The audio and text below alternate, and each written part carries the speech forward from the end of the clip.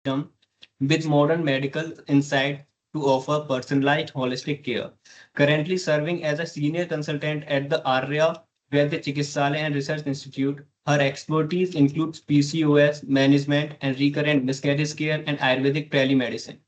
Now, I would like to invite ma'am to proceed with the lecture. Namaste one and all.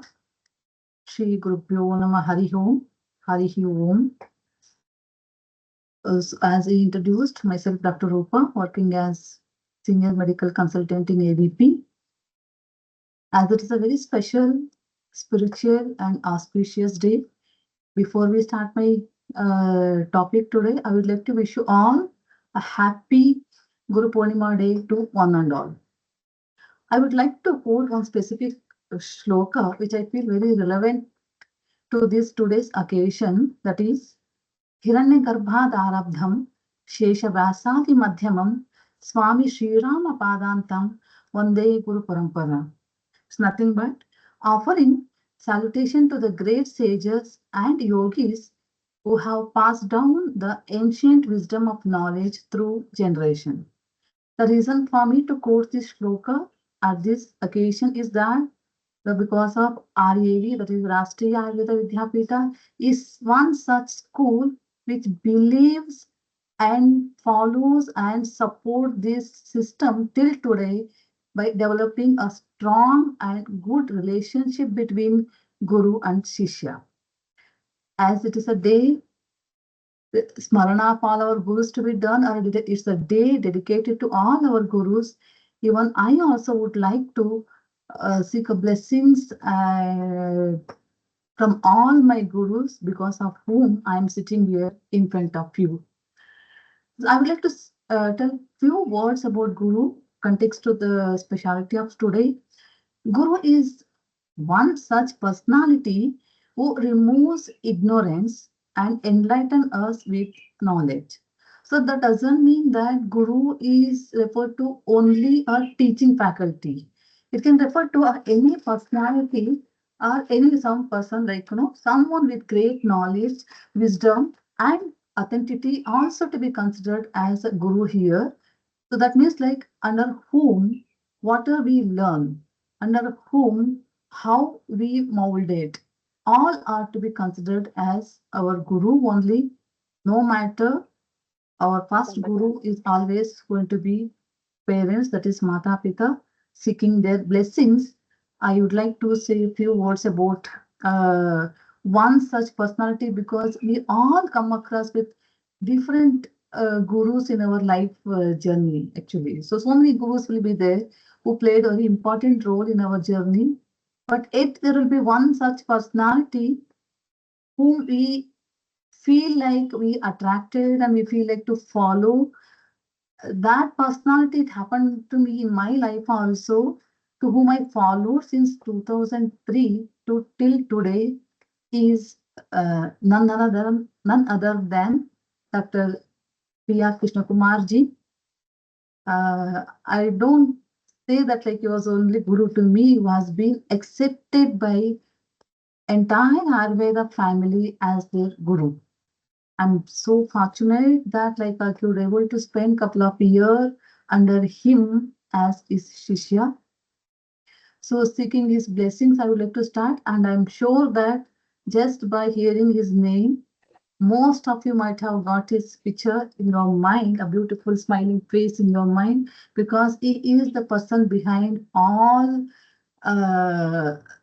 supportive, all supports for the Ayurveda. So along with that, I would still like to take blessings from all other gurus who made my career, like who encouraged, who supported, and who trusted me that like I can do something in my field and in my career. That is Dr. K.G. Ravindran sir, Dr. K.C. Narayanan sir, Dr. Indulal sir, Dr. Ramanohar sir, and Dr. Prasad sir, etc. Though there are many are there, I would like to mention, like I would like to say my pranams to everyone. The same time, in this panel, overall there as our gurus, I would like to say my sastang and namaskaram to everyone, and my prayers to all the Shishyarunda. So with this, let me just begin with my today's topic, that is role of TRIVIDHA Chikitsa in Ayurveda for a successful practice. So though I took this topic easier because it is very relevant for the current practice and it is very relevant to the today's speciality also, I would like to go in detail here. These are the four topics, like these are four important points what I would like to discuss today. That is, first thing is that gratitude to the gurus who illuminate our path for spiritual and intellectual growth. That's what we did just now, Guru Namana. And now the second one is like importance of Guru Shishya Parampara in preserving and transmitting knowledge. So this I'm going to cover up with my last point, that is as per the today's topic, that is role of Trivida Chikitsa for a successful practice. Here I would like to go with the fourth point, that is back to the basics. That is nothing but Trivida Pariksha to Trivida Chikitsa. So when you can apply your Trivida Chikitsa, means for application of Trivida Chikitsa or any Chikitsa, if you want to apply a therapeutic aspect, means you should know about the Vyadhi. You should know about the Roga. So how will you know about the Roga? When you know about the Rogi. So how will you understand about the Rogi? Means by doing a Parikshas. So in that, I would like to take a detailed explanation about Trivida Pariksha so that by the end of this Pariksha, you are going to decide almost 75% of your diagnosis. The conclusion of the disease will be coming there. By the end of this Trivida Pariksha, if you do it authentically, then only. And other, hello? So other 25% is a confirmation of your diagnosis. So this 75% is very, very much important here. So as we all know, Trivida Parikshas are nothing but there are three, means like number three here only. So they are like Darshana, Parshana, and Prashnaihi. So I would like to say for all the students that like please do concentrate these once again, because each pariksha, whatever I'm going to tell you, they are going to cover 75% as I told you, but individually 25, 25, 25 percentage of diagnosis is based on only these examinations actually. So if you can do this in a right way, so you can do a lot of things in, it will be easy for you to apply this knowledge for application of Chikitsa. So the first and foremost thing is here, Darshana. So Darshana is nothing but visual observation. It looks very simple, but how it is going to help throughout our examination process at the same time while deciding your Chikitsa aspect. What is that you are going to observe? What is that you are going to observe as like when a patient comes to you? The first and foremost thing is like his physique, whether it is lean built or obese built.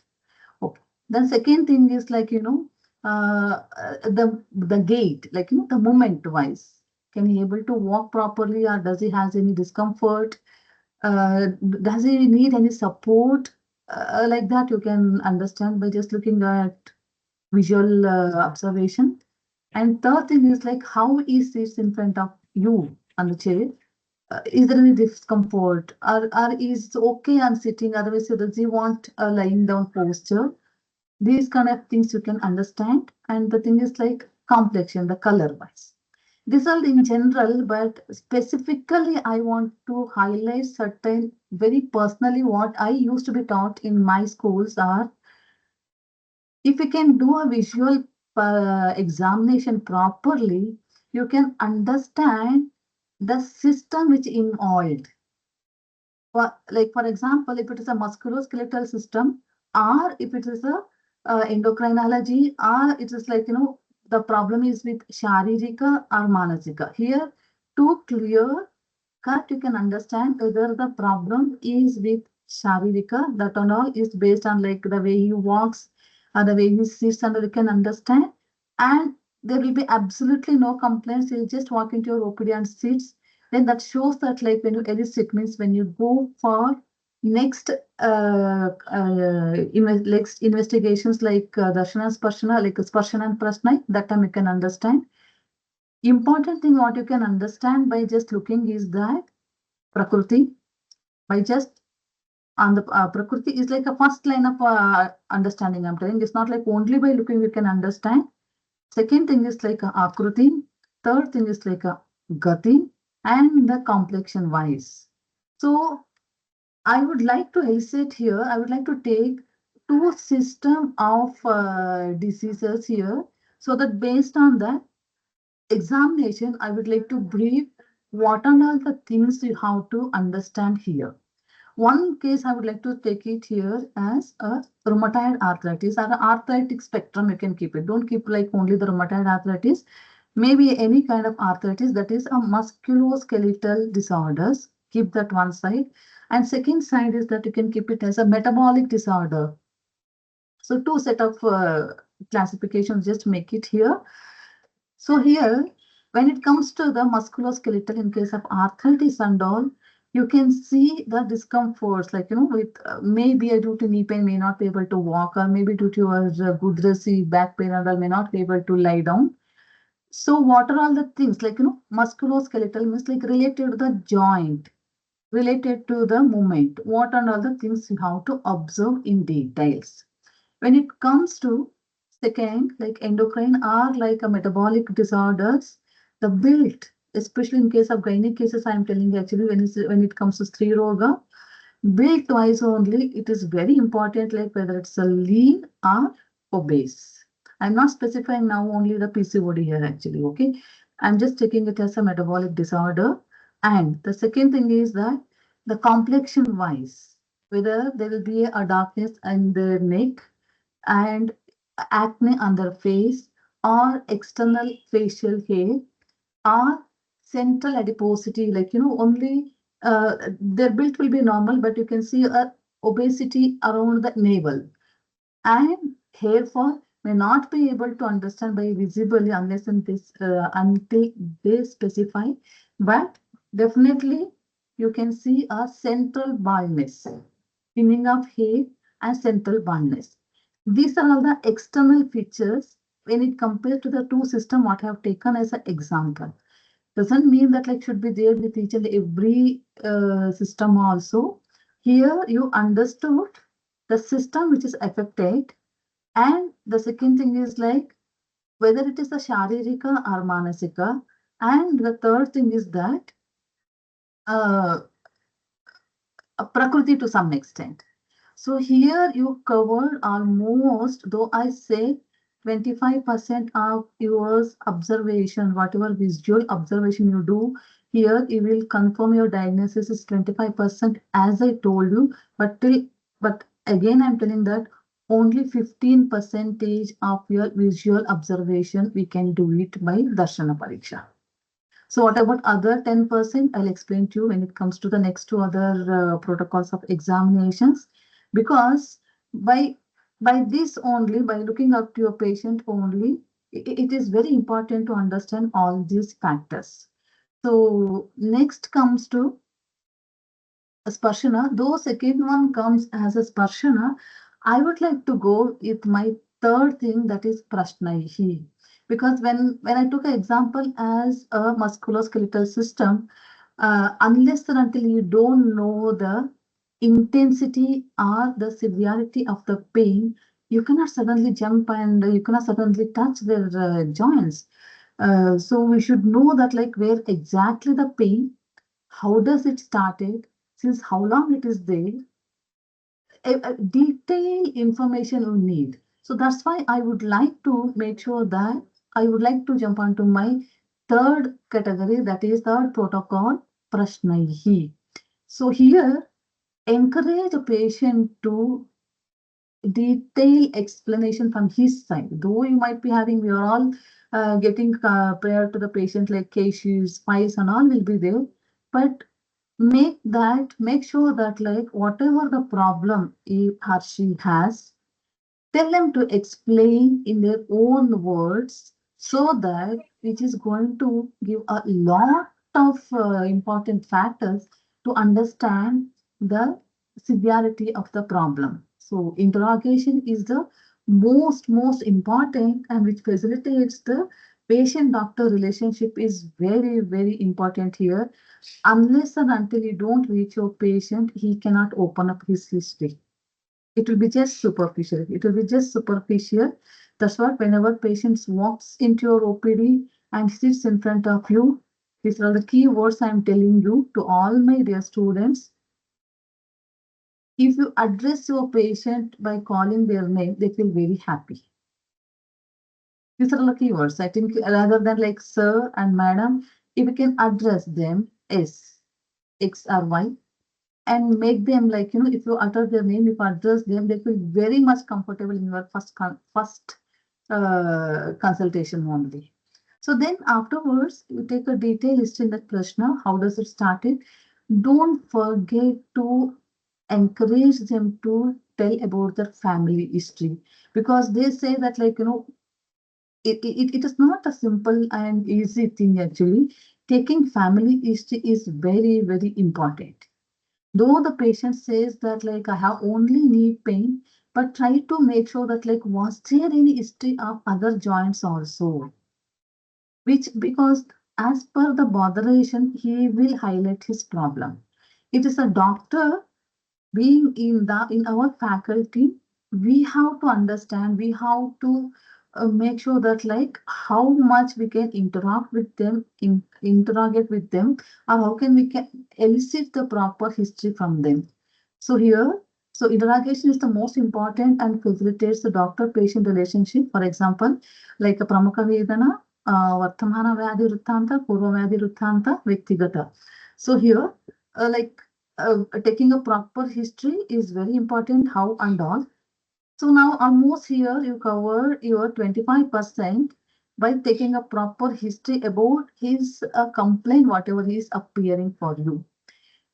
Where I left the 5% over there in Darshana. So here, throughout your interrogation, throughout your Prashna session, since you will be observing your patient, you are going to add up that 5% here, because to understand his psychological state also, to what extent the patient is suffering and how far it is really bothering, to understand and how it is disturbed is psychological aspect. So here again, your Darshana Pariksha will be still continuing. So that means like there 15% over here, along with your 25%, again you added up with 5%, that is 30%. So here almost you are familiar with your patient. That is Darshana over. You made him little comfortable by uttering his name, by addressing him. And second thing is being a good listener, you could able to elicit a complete history from his side. So which made him very confident, because gaining confidence is very much important. And with this, you reach almost two sections, that is 50% of your mind will be always going. It will be keep working. So almost 45% of your diagnosis is done here. Now, based on this, you come back to your second thing, that is sparshana. It is not like sparshana means like, when I took example as like, since it is a musculoskeletal, see the shitata or ushnata of the joints there. Your touch to the patient, you should be very gentle and it should be very minimal, and it should be very comfort to the patient. That can happen only when you interrogate with your patient in a right way. Otherwise, straight away, if you do it, it is not. It's not. Patient may not be able to comfortable. He may not be. He or may she may not be comfortable with that, because touch, before that we have to make sure that we should communicate with them. Then if it's when I told you, since I took an example like a musculoskeletal, see the temperature, see the warmness, whether it is Shitata, Ushnata, or Shota is there, that you have to see, and see the range of movements. Okay, so don't force beyond his limit, but see that like how much you can do. And if at all if there is any skin lesions, especially in case of psoriasis or arthritis, see the texture of the skin, whether it is like only the reddishness or only the pinkishness, or is there any scaliness in nature, or is there any oozing? So that and all should be seen by that time only, because sometimes in case of especially psoriatic arthritis, it looks karkasha, like little bit harder outside the skin, but when you go little bit deeper and if the peel of the skin is there, means there will be a oozing of blood will be there. So your touch, your sparshana chikitsa should be very very sensitive.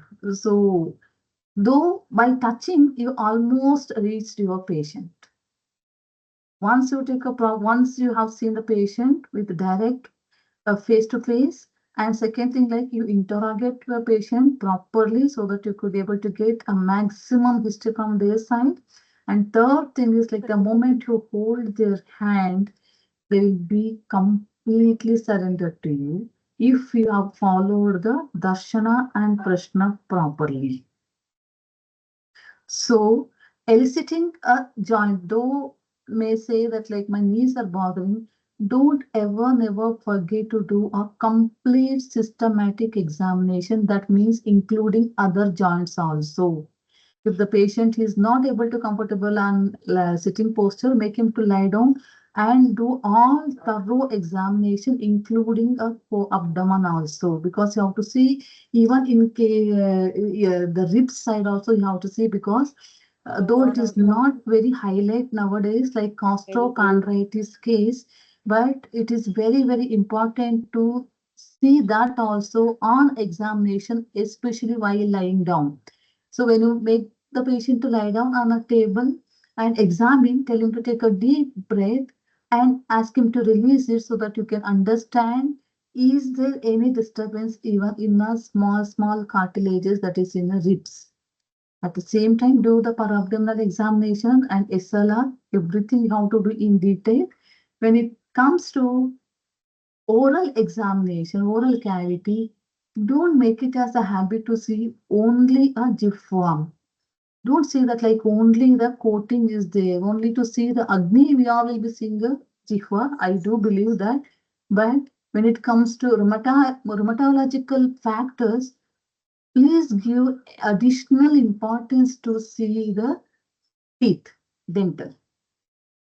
Because dental is nothing but, again, it comes under musculoskeletal only. You don't have to depend on like completely dentistry. No. If you could do a proper examination of musculoskeletal, if we can see even the patient teeth also, there also you can see all sorts of degeneration. That we call it as atresia, specific word. How we see in case of osteoarthritis, like osteophytes and all.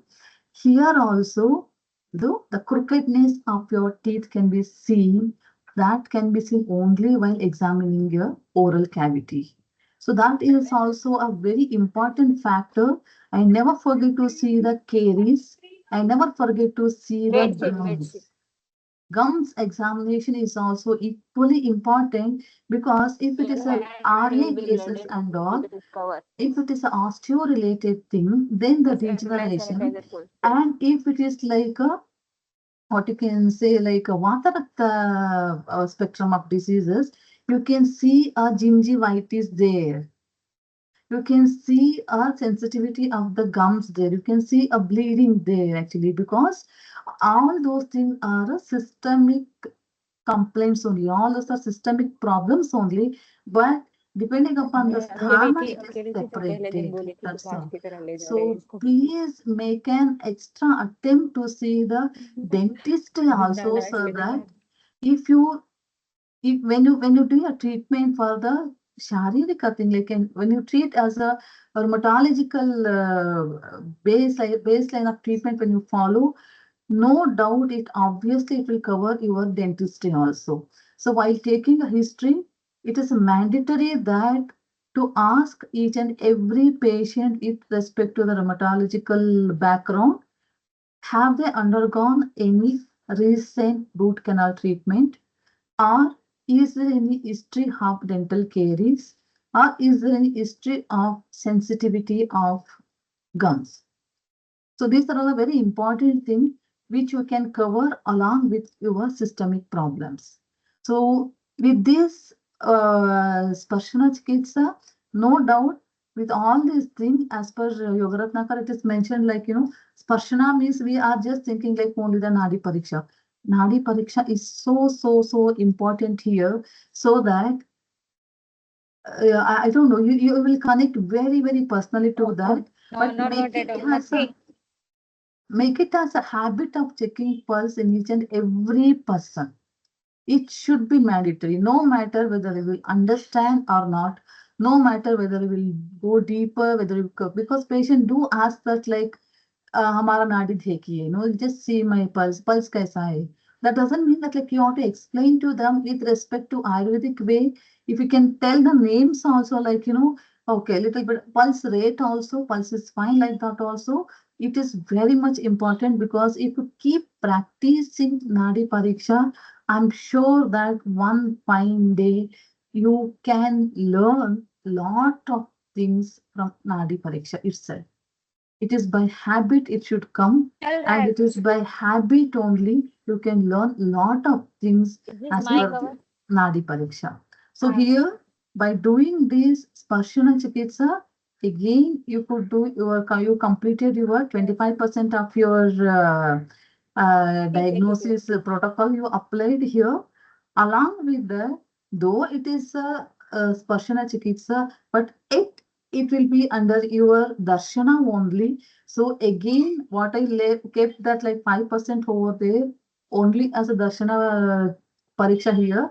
That 5% you are going to observe here, because whenever you do a movement to a patient, if it is really bothering and if it is painful and all, you can see the expression of the patient. So that can be seen only through your darshana, so that you can understand the severity of the problem.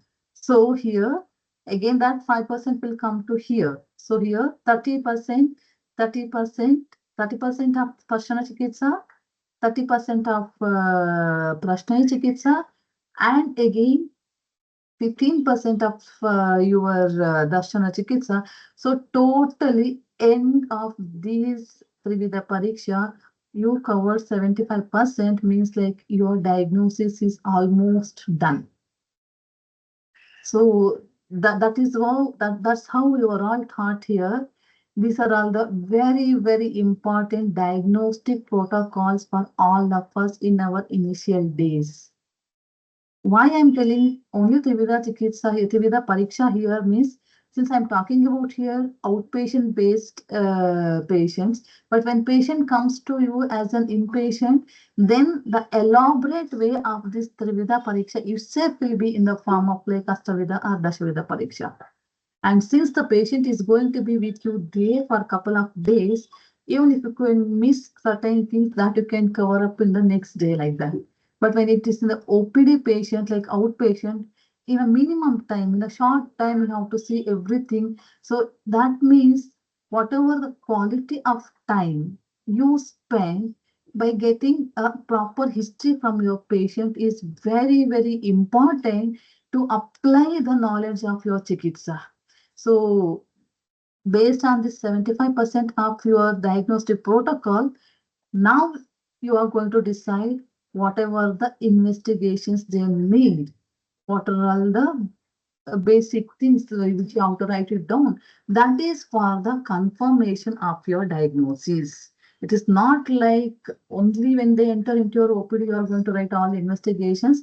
Based on your clinical examinations, which already you have already come to the conclusion that like this is what, okay, this is a rheumatic, okay, in that rheumatic also what is specifically, it is a astigata matam, okay. Then when it comes to the gynecological case, when you do the, I forgot there actually, when you do a gynecological examination, don't ever never fail to do a thorough examination per abdominally, especially in case of gynae cases. The reason behind is that most of the gynec related issues female patients will not reveal unless and until you go very deeper. For example, I would like to tell one thing. I had one patient who was keep on telling me that, like, since last 2 months or 3 months, she is bleeding. Bleeding is like spotting. So she was treated by many couple of doctors with, like, all the Ashoka Arista, Vasa Arista and all. But then I told, okay, let me, first time she came to me, I just said, okay, let me just check on you. So when we did a per vaginal examination, there was no bleeding at all. So then when I took her to the clinical examination inside my cabin and asked her, like, why, what has happened, means the history was totally different. So for abdominal gynecological examination is very, very much important. The same time, one more case it happened,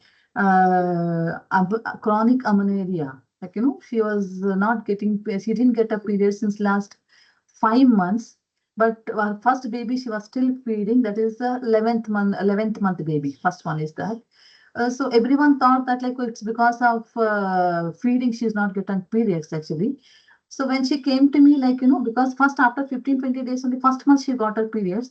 Only thing is, like, later on, she didn't get her periods actually.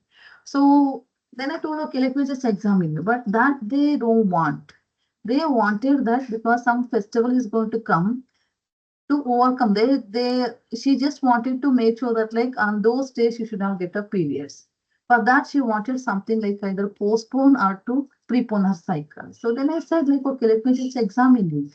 When I examined her, you don't believe that I could confirm that, like, she was pregnant of almost 3 months. But you cannot say that actually, because unless until you confirm your diagnosis only or orally, you cannot tell. So then I just said that, like, okay, we'll see. Everything is normal. So we'll go for one USG, simple abdomen scan. Based on that, like, whether you need medications or not, we'll decide. So I report to one scan doctor there nearby only. She came back with, like, 12th week pregnancy. So here, why I'm telling, like, clinical examination is very much important, means, like, each and every case, don't think, like, don't take it as granted. It is not like that. It is not like that. And it is not mandatory and necessary that patient should tell all his history to you in your first visit only. May not be necessary. They will hide it. So once you start doing the examination, then only you can reach up to there. So what is the problem and all? Without knowing all these things, if you can start the medication, then you will be dropped. So taking care of taking a proper clinical history and proper examination is very much important here. And one more very important thing I will tell you, as you are confirmed with your diagnosis, almost 75% here, either you are going to write down investigation if it is necessary, because whatever the external source you are doing or you are advising them to do is supportive for your diagnosis. They are not only a diagnostic criteria actually. They are supportive for your diagnosis. And there will be some of the patients who come with, nowadays it is very common that most of the patients, they will come with reports only. It's not only the reports, they will come with a diagnosis. The moment they enter to you, they'll say that, like, okay, doctor, I have PCOD. Done. Doctor, I'm carrying. My UPT is positive. 5th month. This is what. Doctor, I have severe, what's that? L4, L5 disc prolapse.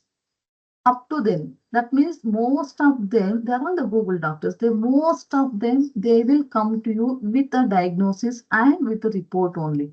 But still, why are they coming to you means to reconfirm their diagnosis. That's all. Because Because it is like we are in that faculty, they wanted to reconfirm the diagnosis and they want to know what else to be done. It is not like they don't know the chikitsa actually. Most of them, they even know about the chikitsa also. But when they come for here reconfirmation, and again, if you are doing the same thing that the moment they gave the reports and you just take it here and you started reading it here, oh, this is what, then you are done, gone. That is what even they also did. So whenever a patient comes with you with a report, please make sure that keep it aside. Tell them that, like, let me just examine you in detail. You have to convince the patient actually. So that based on that, I will tell you after my clinical examination, let me just go through the reports, whatever is here. Then I will guide you what is wrong, what is to be done, and how these things can be carried out. Because if you are not going to do this thing, it is very difficult. It is very difficult. That is how and don't think that like out of these three diagnostic protocols, whatever we are using for the purpose of chikitsa to decide, but even from the patient side also, we ourselves, means all Vaidya faculty are also put for two examination from their side actually. That is, one is darshana from the patient sides. When they see you, even they should also get a confident that like, okay, this doctor is okay. So that means like that confidence we should have from our side. Darshana throughout their examination, it's not like we are thinking only we are examining them. Don't think in that way nowadays. It is totally different. Darshana from their side also it is happening to us. So your conducts are very much important in front of your patients.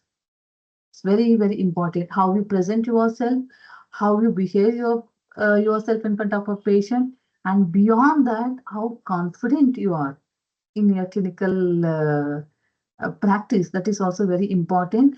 And everyone knows that like the second thing, first name. Nowadays, the interrogation from the patient side also equally is there. We take it for the purpose of like, eliciting a history, but patient will take from his side, have you ever come across this kind of cases, doctor? How many cases have you treated like this? And what's the success rate? Definitely, I think we all might have come across these kind of things here. So it is not like what treatment you are going to give here, how far you could able to reach a patient is very, very much important nowadays. Because our faculty, it is so competitive at present everywhere. We all should have some uniqueness in our clinical practice. And that uniqueness will come only through a guidance of good guru. That's the reason I wanted to mention today actually. Whatever these protocols you are going to apply in your clinical practice, that cannot happen only by yourself. That should be definitely whatever you observed under your guru or under your mentor. Each day, whatever you underwent, one fine day you are going to apply that in your clinic. That is the only one thing. But learning process starts from your guru only. So whenever you are sitting with your guru, when you are as a shishya or as a training faculty, please make sure that they should be a patient may be the same, but approach of your mentor or your guru is totally different. Try to understand that, try to learn those things, which is going to absolutely help you in your upcoming days. So these are all the important things, as I told you. 75% of your diagnosis is completely based on the TRIVIDHA Pariksha, that is a therapeutic protocol, diagnostic protocols. Based on that, you are going to confirm your reports with the thing, okay, this is what has happened. Maybe the yellowish of yellow color of his eyes, like, maybe like is the liver function test. bilirubin is high. And in case of like RA factor is high, so that may be the reason the pain is high. ESR is high, some infection is there.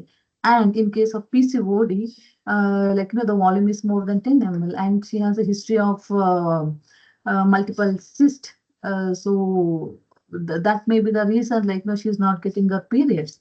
But need not be necessary that every investigative reports, whatever it shows, should be what you can say, it should be positive with respect to your clinical examination. Need not be necessary, because there are patients who comes to you, they'll be having absolutely no symptoms. They are fine with the regular periods. They don't have pain. They don't have any hair fall, nothing. But for some other reason, they went for some investigations that shows that like PCOD. So that's what here the clinical examination, unless and until you don't do a thorough clinical examination, you cannot plan a chikitsa. It is not like chikitsa is going to fail. The failure is because of our lack of clinical examination. That is, I'm very sure actually, because application of chikitsa, if you can do it in a right way, means you should know the Vyadhi correct. To know the Vyadhi, you should know about the Vyadhi pariksha there, where exactly. So these are all the very important thing which I wanted to say here. So make sure that whenever you examine a patient in future, at least if you can keep this in your mind and start your practice, I'll be very happy. That 100% means like almost 75% is based on your own knowledge, is based on your own intellectual. So keeping that in mind, in my mind or in your mind, already you know that like what to be given, what not to be given, because again that is also learned under your expert opinion, expert mentor, that is called a guru here. So with this basic knowledge, let me just move on to my today's topic, that role of TRIVIDHA Chikitsa in Ayurveda for a successful practice. So why I told you that I will go with my second point later. So my here, this is what the second topic is, that importance of Guru Shishya Parampara in preserving and transmitting knowledge. That is what I explained to you thoroughly with the example of Trividha Pariksha. Because examination will not come directly unless and until you will see under some guidance. So when you do a proper examination, whatever the method followed by your guru or a mentor, then definitely that is going to help you in finalizing the chikitsa. So now I just move on to my today's thing, that is Trividha Chikitsa. So again, I'm keeping here third point here, that is importance of holistic approach, because that will be that I'll be discussing with Trividha Chikitsa. So Trividha Chikitsa, as we all know, so here I would like to say, like, the importance of Trividha, what is the outcome of Trividha Pariksha here? That is a comprehensive understanding of the patient's condition, enabling practitioners to develop effective treatment plan, addressing the root cause of the distress or illness, promote overall well-being, physical, mental, and social, emotional, and spiritual, prioritize individuals' needs, promote personalized treatment plan. That's the reason I wanted to quote this here actually. If you want a personalized treatment plan or proper plan here, we have to do a proper Trividha Pariksha.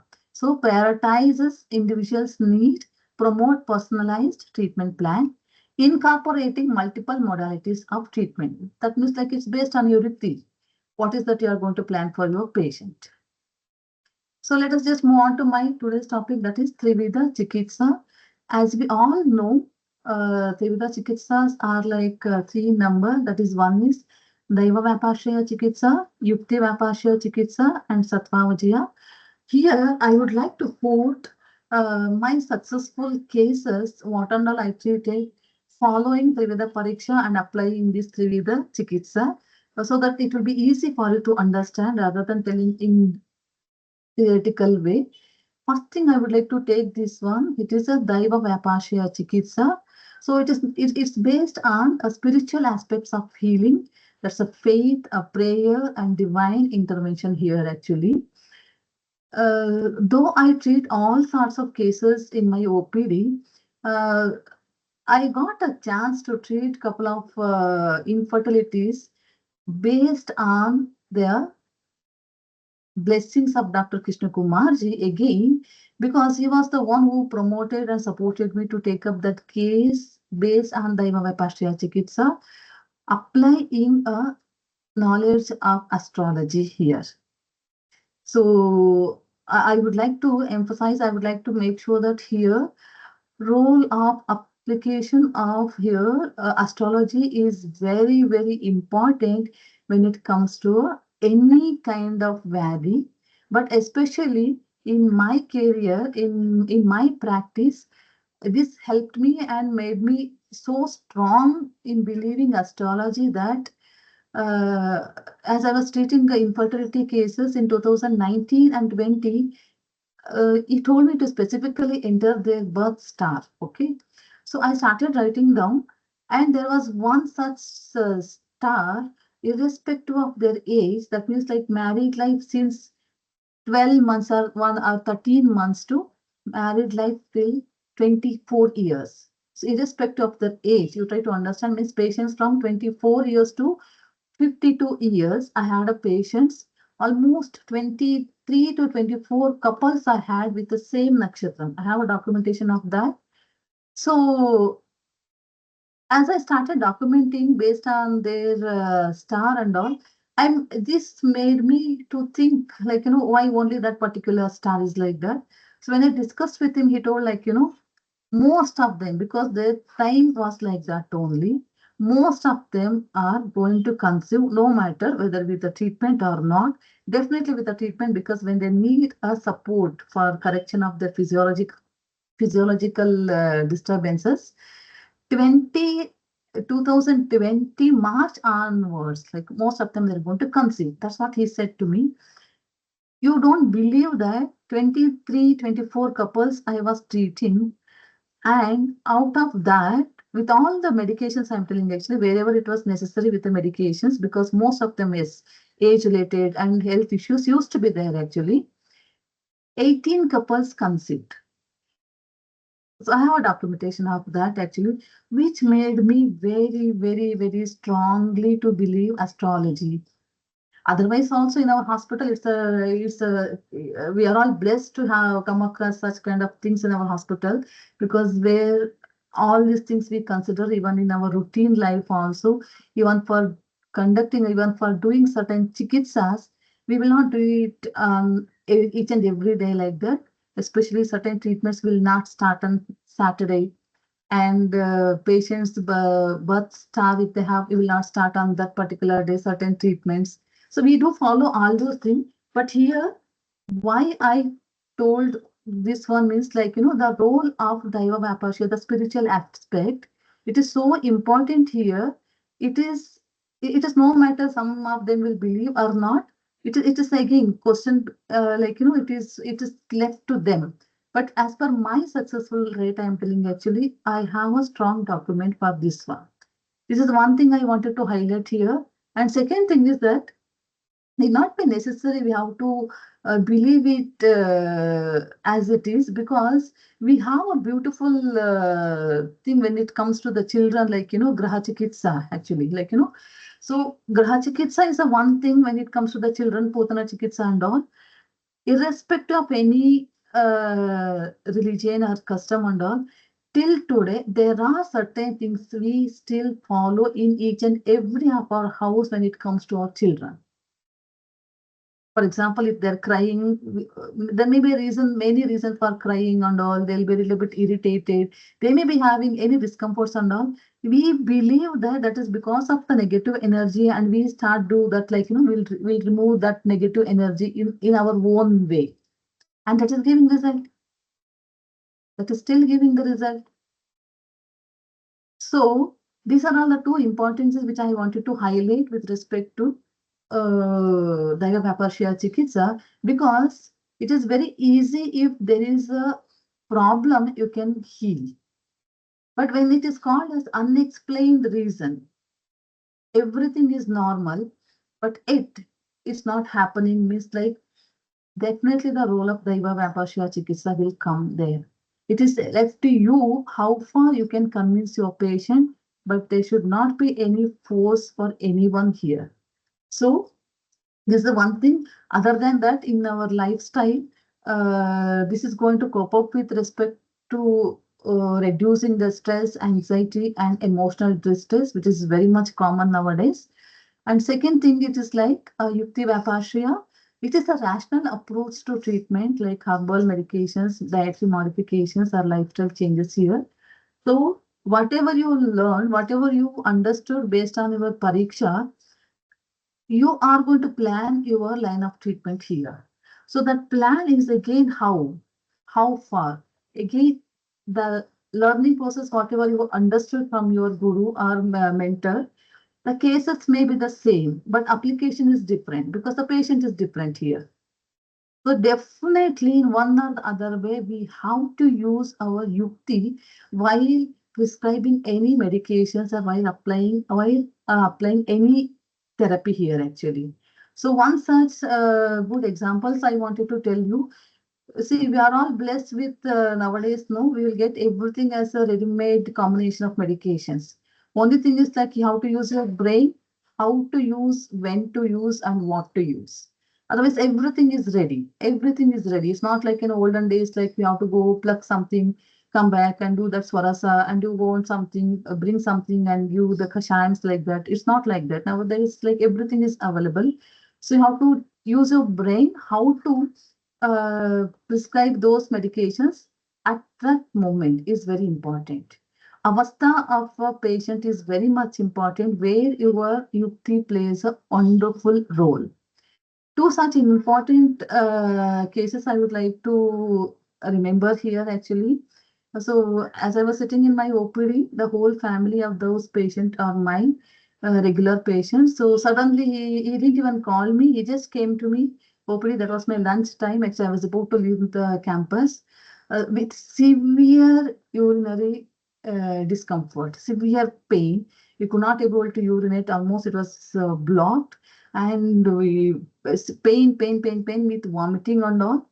It was an emergency actually by that time because being in Ayurvedic hospital full setup, what you can do, but you should not lose your confidence like that.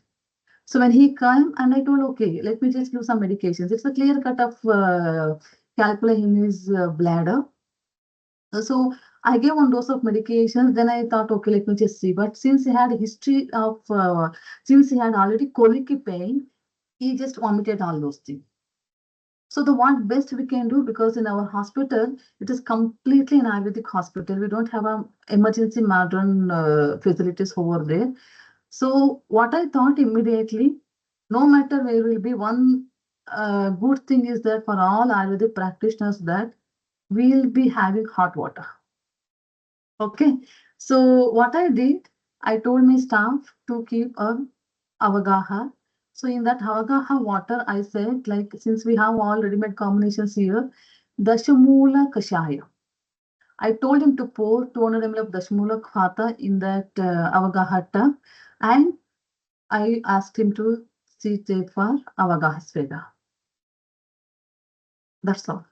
And I internally I gave him only one Dhanvantram Gulika and one Vayu Gulika. So because liquid form, if I give anything, he used to vomit. So I just wanted to make sure that just to keep it on his tongue, like achievable. And we were waiting outside. We'll see. He was shouting, he was screaming and all. But after 15 minutes, one big shout, actually, he screamed like anything and tuck, he urinated. That's all. And he came out with the stone that was of the size of 10 mm. With stick of blood. So that means, like, it is not like we don't know the treatment, and it is not like every time we should see some emergencies with our gurus only, with our mentors only. Whenever you sit as a clinician, anything can happen at any moment. But you should not lose your confidence.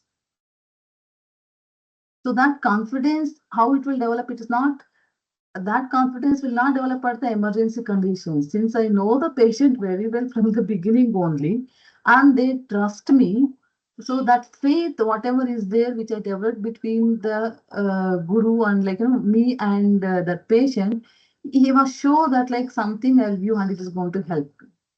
So he passed that and it's cleared. And he went, while coming, he came in auto. But while going, he was, he told somebody to come with vehicle, and he drive his vehicle and he went back to his home actually. Okay, this is one such case I want to tell you, because we should not lose our confidence whenever such kind of patient comes to us. And second case I wanted to share here is it was a case of a DVT. She was almost 68-year-old. So severe pain almost in the right foot, DVT in the right foot. Last two fingers was almost damaged actually. So it was all become necrosed actually. So gangrene and completely necrosed. So they were taking treatment in some government hospital in Coimbatore itself. So at the end, as per the report based on that day, they told it was completely occlusion of the blood circulation, okay, from the below the foot. So they told they have to go for amputation. So patient doesn't have husband, and even only grandson was caretaker. But grandson, he told he was willing for that, but she was so strong mentally. She said whatever it may be, I will not go for my amputation. So someone told her there is one hospital like this, they are treating. So they came to my OPD. I saw her. I was so happy that in spite of that much of pain and burning sensation, she was so strong mentally that she said that whatever the medications you give, whatever the treatment you give, I will follow, but I will not go for any amputation. So that is where the confidence of ours also will improve. So I started treatment just by doing the lead. Hope you all know that Jaloka is has large Dhanvantri is keeping in his hand. We are also fortunate that we are surgeons. In each and every OPD, we are all serving as a surgeons here. I started with Jaloka here repeatedly every alternate day with internal medications and regular purgation. I did it for about 21 days. It's not like pain has come down and all. It was still there. But after 13th day, I could see that she could able to sleep for at least 4 hours the night, because otherwise there was no sleep at all entire night. Then that gave me some confidence till today. After the basic line of treatment, I started with my line of treatment was based on Gambhira Vata Rakta. So I started with initially Amritottara, Dashamula, Vaishvanara Churna. Then afterwards shifted to Manjistadi, Kokilakshaka with Chandraprabha and Kaishwara Guguru. And later on with Shatavarjina Ruhadi. And again I maintained that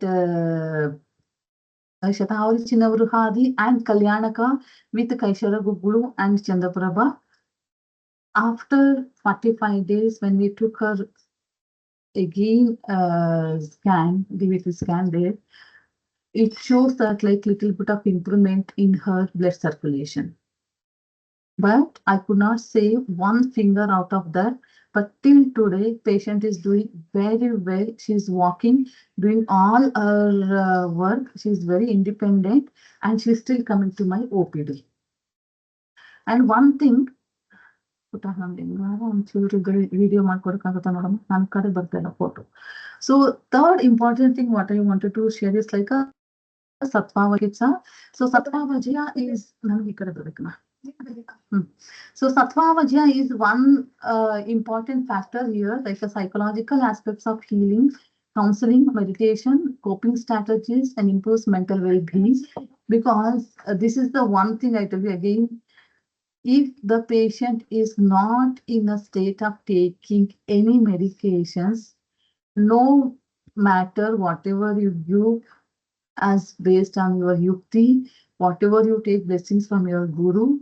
If he is not willing, then done. The whole entire treatment aspect will go wrong here actually. So here also I would like to, so how will you understand again Satmavaji? That's what I'm telling you. If you want to categorize your patient, it is not like only one treatment, one aspect of treatment will help for a successful outcome. You need all the three.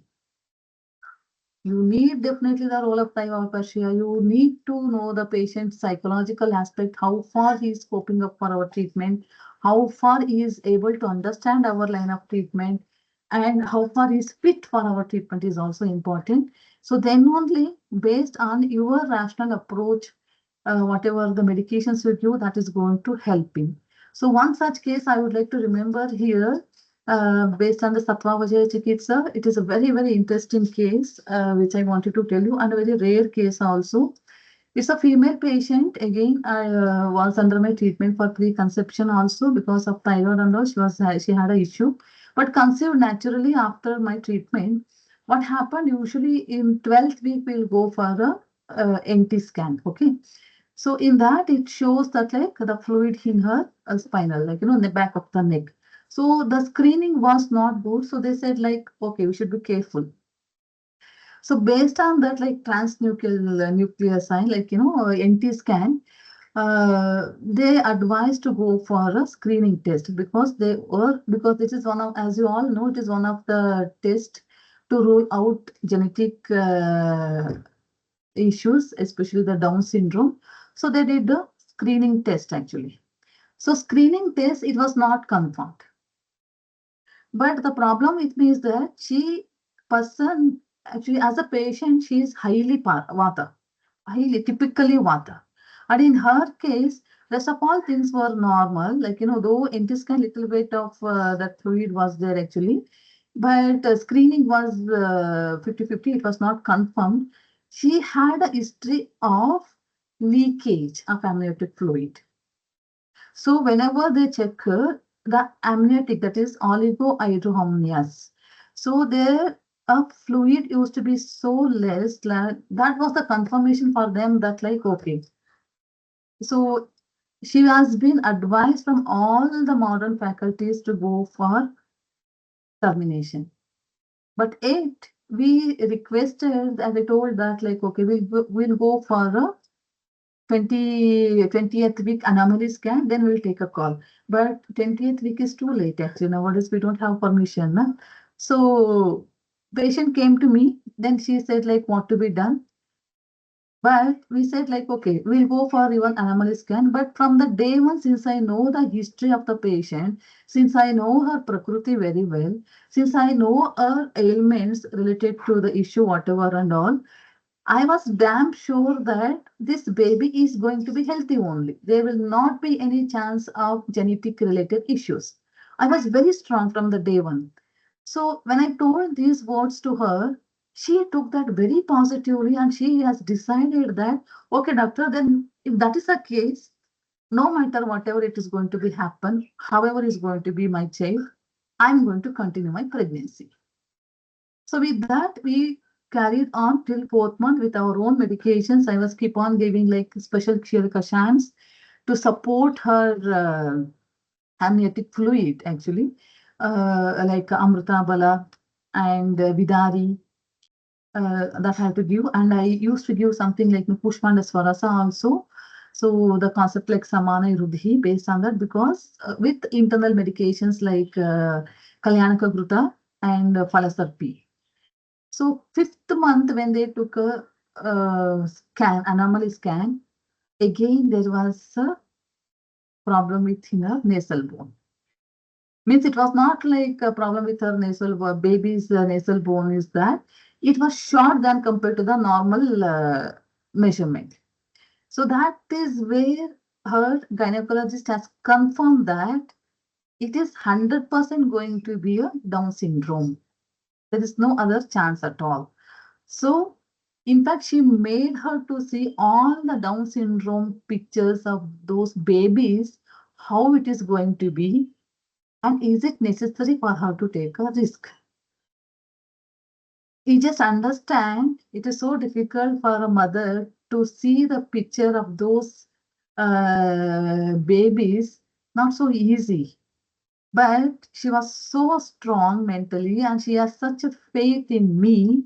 She said that at the end, no matter whatever it may be, even the baby is going to born like that, even then also it is okay, doctor. I will continue my pregnancy. We have that record till today actually because they will take a note now. Like we are not responsible for upcoming problems and now we have that letter. It's okay, done. So she told, okay, do whatever you want. It's left to her because against the patient willing, they cannot do anything. That is where the actual time, no, it started. Like it was not easy for me because it was just only 20 weeks and how to carry the pregnancy up to 35, 36 weeks actually. And with all this stress and tension, definitely, there will be some internal drainage which cause again dropping of hydraulic, amniotic fluid to come down. Actually, it was reducing actually, not up to the mark. So what we did at last, we made her to admit in one hospital at 6 months. Actually, somehow we managed in that because she started since she was a patient of hypothyroid. She started putting on the weight, and at home, if she's there, then we were not in a condition to take a risk that at the leakage is more like that. So we admitted in a modern hospital so that she will be on complete rest. Keeping her there, you don't believe I was doing Nabhi Vasti with Falasarpi and continuously 2 times a day Hastapada Abhyangam with Pindayaranda Taila. So whenever the doctor will come and see that, they can see that status quo of that amniotic fluid, movement used to be fine. And I continued all my internal medications, whatever the basic needed, including like Kushmanda Rasayana I used to give, and special Kshira Kashayamas and all.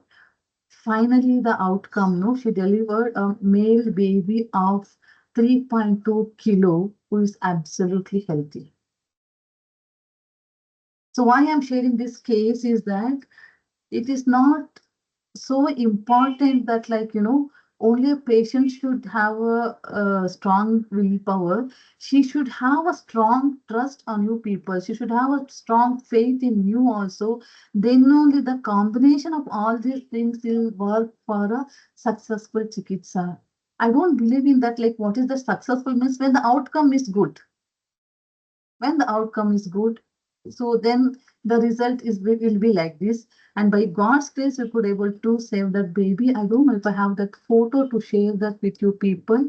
So here, why and how this happened at the end of this Sattva Vajra Chikitsa means if you know the patient, then only it can happen.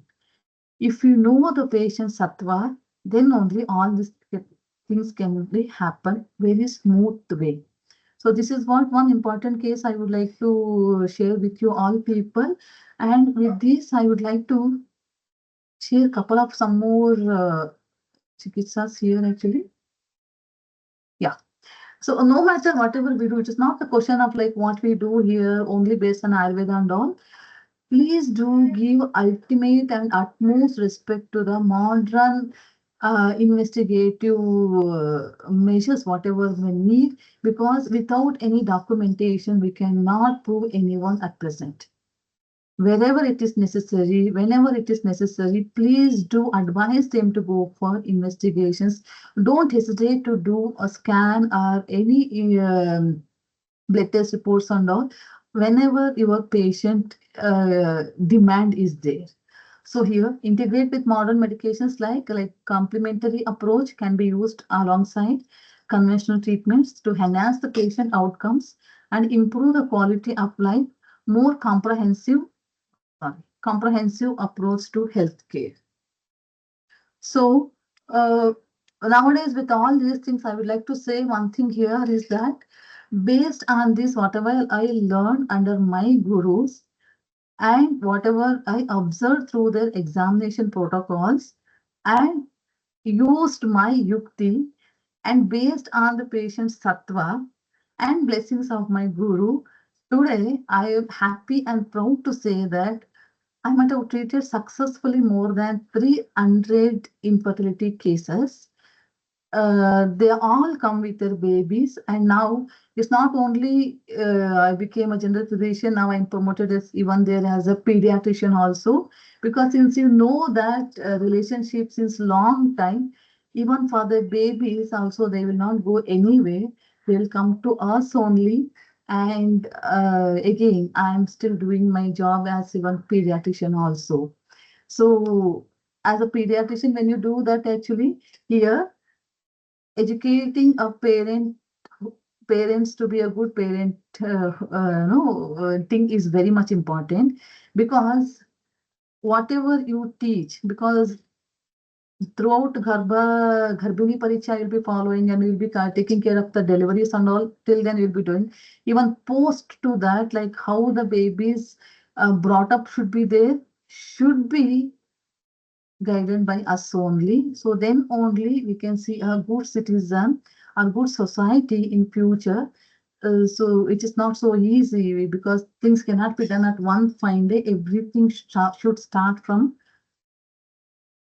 then and there itself only. How antenatal, prenatal, antenatal is important, postnatal is important. At the same time, um, taking care of a newborn kid till up to the particular age is also very much important here.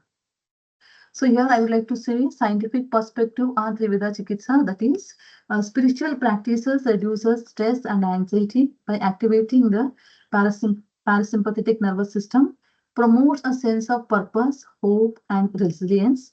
Herbal formulations possess pharmacological properties.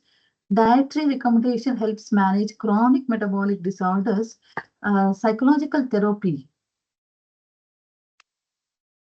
Psychological therapy promotes cognitive restructuring and emotional regulations. Neuroplasticity and mindfulness practices influence neural pathways. So we all should be proud that being in Ayurvedic faculty, we don't have to be, because we are so blessed that like everything in one platform we have, because that covers, we are the good, we are not supposed to say that like only we are vaidyas, we are supposed to be a healers here actually. So we are taking care of patient both physically and mentally. So the mansika hadis are so much nowadays in this modern era. So we are blessed that like we have such broad, unique way of practice in Ayurveda, where we can do both simultaneously side by side. So here again, this refers to educating your patient. No matter, once you develop the rapport with your patient, then you can guide all these things to your patient. That is Sadhrata, behavioral guidelines. So that if you guide your mother or as a parent, so that they can help us to do all these things, they can help us to practice all these things with their kid actually. So they can help us to promote these things in their family.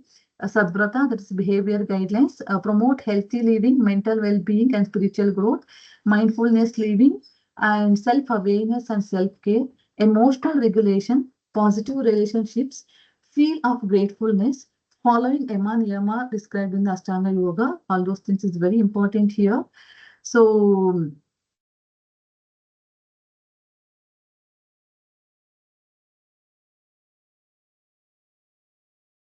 with this, I would like to conclude.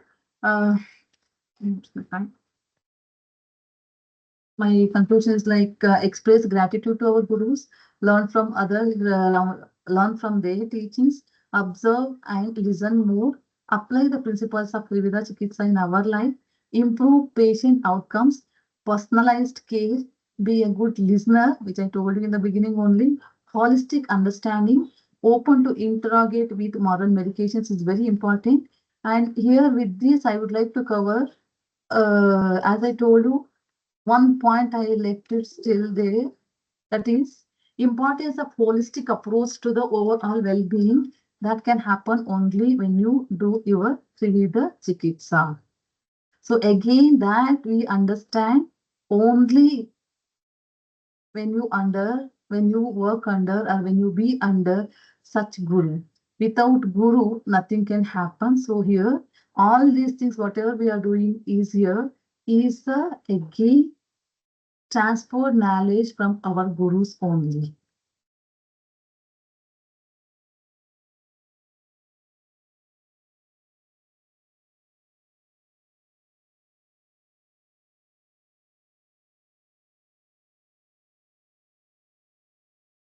One minute, one thing is important is missing.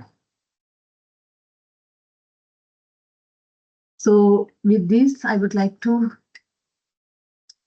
say my Sastang Pranam to my Guru, a constant source of inspiration and strength. And if you give me 2 minutes, I would like to quote one or two of his very important thing. Can I quote, Doctor? Hello?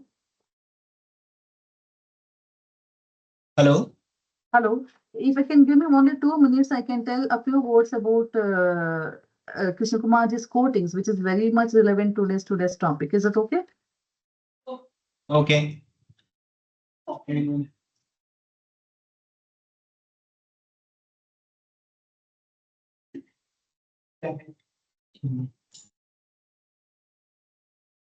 One minute.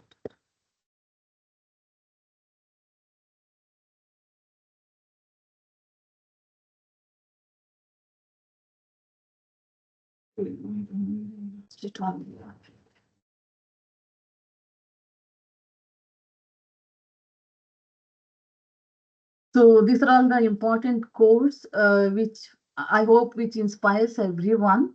So I would like to take this occasion, like moment to share some of his quotes, like clarity of thought should come from purity of mind. Krishna Kumarji, again, if you want to make your dreams come true, the first thing to do is wake up. Teaching and healing are not profession but seva. That's the reason I told you for today's it is very much relevant. Again, I'm telling teaching and healing are not profession but seva. Education and religion manifest the power sleeping within the mind.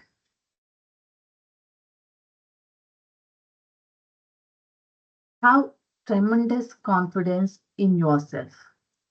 Otherwise, nothing can happen in our life. The more you give up, the less you desire, so become conscious. Anything we practice becomes spontaneous.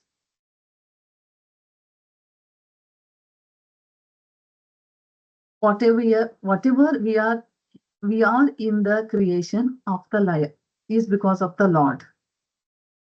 Whatever we are is the creation of the Lord.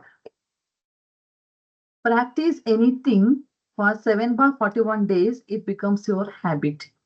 Once again, I'm telling you, practice anything for 7 by 41 days, it becomes your habit.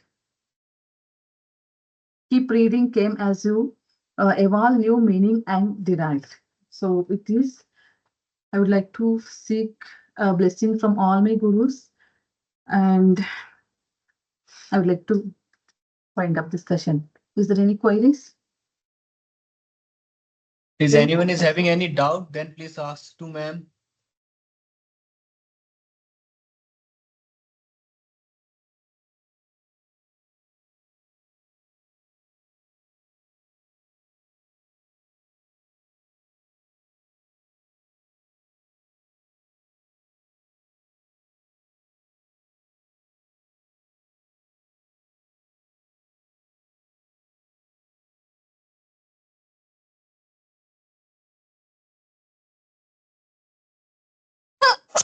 Oh.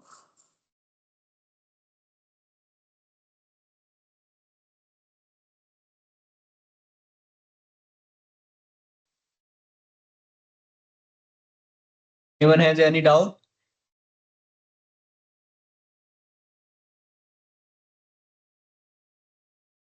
I think there are no one.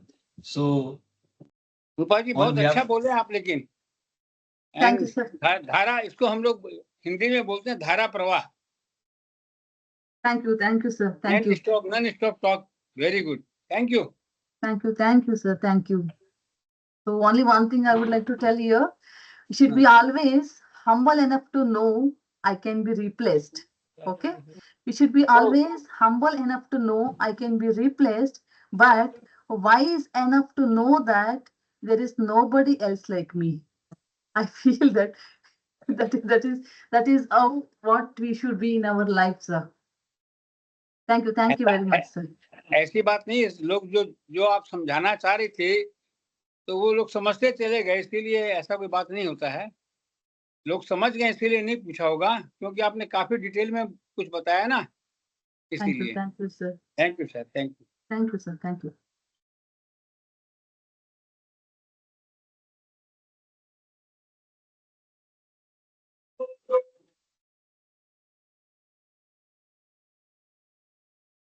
Anyone else? Okay. So on behalf of the organizing committee, I would like to thank Dr. Roopa DM ma'am for delivering such insightful lecture. I would like to extend my sincere gratitude to our mentor, Vaidya Devendra Targunaji, who is the president of governing body RAV, for his continuous support and guidance and blessings. I thank our director, Dr. Vandana Siroha ma'am, who is the guiding force for all the events at RAV. I would also like to thank Vaidya Rajesh Koticha, the Secretary of Ministry of Ayush, for his participation and encouragement in all our endeavors.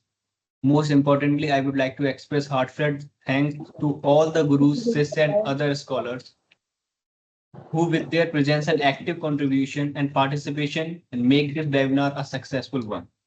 Last but not the least, I thank each member of the RAV organizing team who worked behind the stage to make this event successful. Thank you. Thank you, ma'am. Thank you.